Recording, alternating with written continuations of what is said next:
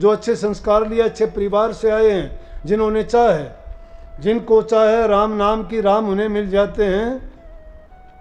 जिनको राम नाम की चाह है उनको राम मिल जाता है। चाह होनी चाहिए, लगन सच्ची होनी चाहिए, विरह होनी चाहिए। आप सभी को प्यार भरी राधा स्वामी जी। देखिए, जो आज का सत्संग का विषय है उसमें महाराज ने बताया कि अच्छाई और बुराई एक साथ नहीं रह सकती, दोनों में से एक चीज़ को त्याग दो। इसलिए महाराज ने बताया कि हमेशा बुरे को त्यागो और सच्चे और अच्छे को अपनाने में देर मत करो। महाराज ने बताया कि एक सत्संग के लिए सत्संग से बड़ा त्यौहार कुछ नहीं होता। जीवन में अगर इंसान के काम आता है तो वो हो सत्संग। सत्संग के अलावा इंसान का जीवन में कुछ भी काम नहीं आता। संत सतगुरु का वचन कभी भी झूठा नहीं होता। संतों की वाणी की महत्ता जो कि तो बनी रहती है, कमी होती है तो हमारी समझ की। जो इंसान समझ गया उसने सच्चे सतगुरु को पा लिया। उस साथी सतगुरु महाराज जी ने बहुत प्यारी प्यारी बातें इस सत्संग में बताई है। तो चलिए आपका कीमती समय ले सत्संग को शुरू करते हैं। कृपया सत्संग को पूरा सुनकर पुण्य भागीदार अवश्य बनिए। राधा स्वामी। और भी तरीका बताया कबीर साहब ने, और सुन लो। ये माई बाई बैठी हैं, ये अपने शरीर को बहुत साध लेती हैं। कैसे साध लेती हैं? कबीर साहब कहते तुम भी वैसा कर सकते हो। दूसरा एग्जाम्पल उन्होंने ऐसे दिया कि ये अपने शरीर को साधती हैं, लेकिन उन चीज़ों में साध लेती हैं तो मन को भी उसी को देख के साधो। कैसे?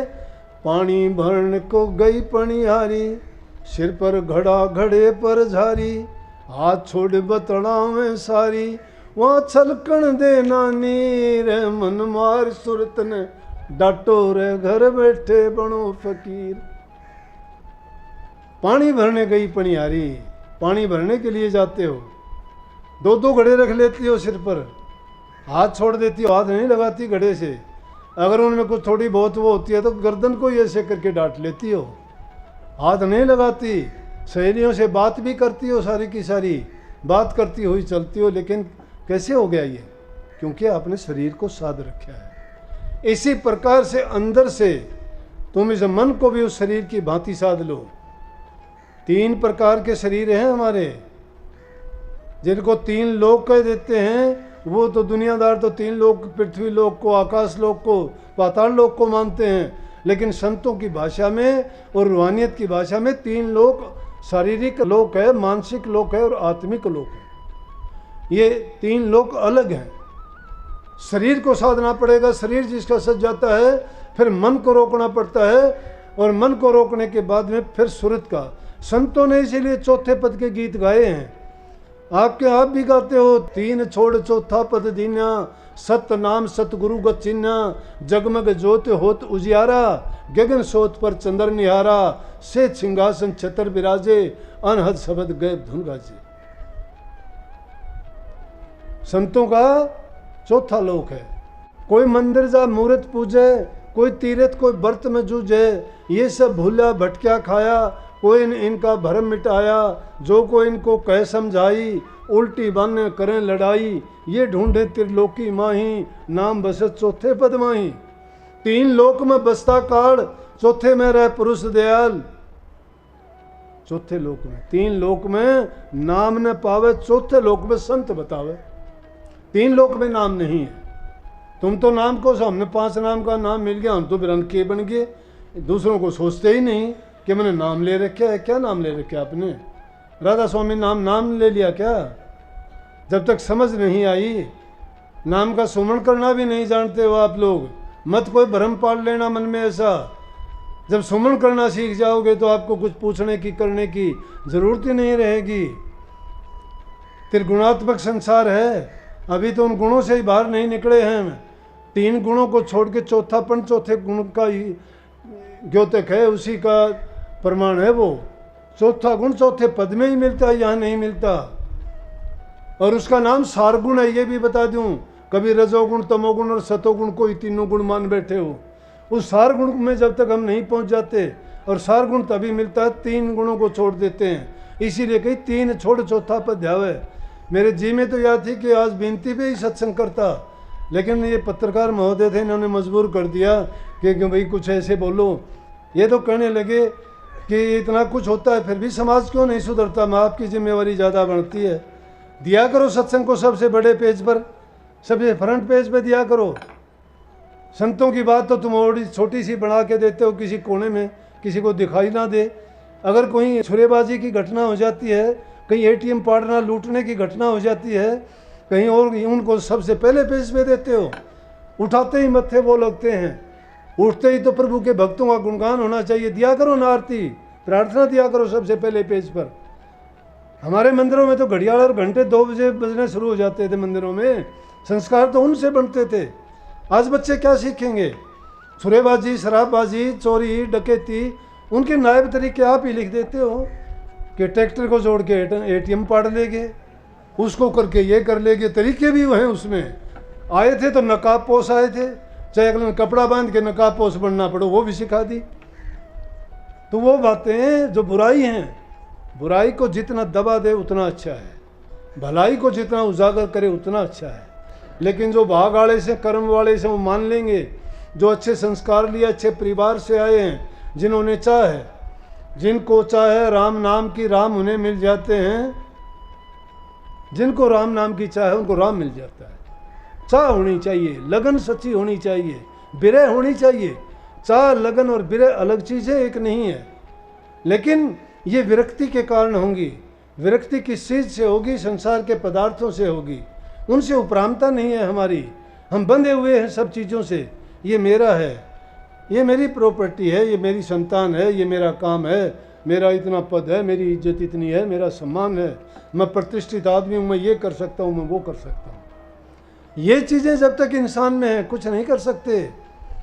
अगर करने वाला तो बैठा है ऊपर, वो जो करता है उसको देखते रहो, उसकी कठपुतली है, वो जैसे नचाता है नाचते रहो। लेकिन कर्म करने की जो आज़ादी दी है उससे नेक कर्म करो। शास्त्रों में कहीं ये लेख नहीं है कि तुम बुरा काम करो।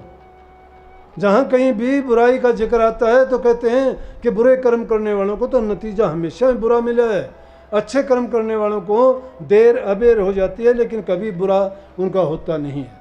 जो बीज बोते हो वैसा फल भोगना ही पड़ता है।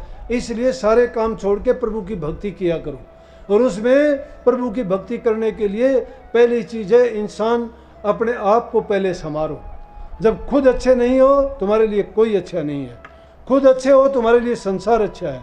खुद अच्छे हो जाओगे, अपने परिवार को, घर को, उसको संभालोगे, बूढ़े बुजुर्ग की इज्जत कदर होगी, जबान से उनको अच्छे वचन मीठे बोलोगे, सबके साथ बर्ताव व्यवहार आपका अच्छा रहेगा तो सभी आपका सम्मान करेंगे। आप जहाँ दूसरे का सम्मान करते हो तो आपका भी वापस मुड़ के उससे 1000 गुना अच्छा होगा। सेवा करोगे मेवा मिलेगी, घृणा करोगे तो आपसे भी घृणा करेंगे। तो घरों में प्यार प्रेम शांति रखो, बूढ़े बुजुर्ग की इज्जत कदर करो, बच्चों से सबसे प्रेम का बर्ताव करो, एक दूसरे की सहायता करो। जब ऐसी बातें दूसरा देखेगा हर प्रकार से संपन्न रहोगे। जिस घर में प्रेम शांति है लक्ष्मी का वास होता है। जिस घर में रोज़ाना झगड़े आपसी तकरार रहती हैं उस घर में तो यूँ सोचो कि टोटा आ जाएगा, काल का वासा हो जाएगा। उस घर में कभी भी किसी चीज़ में कोई भी फायदा नहीं हो सकता, टोटा ही टोटा चलता रहेगा। इसीलिए घरों में प्यार प्रेम शांति रखो। जितना हो सकता है ज़्यादा से ज़्यादा पेड़ लगाओ।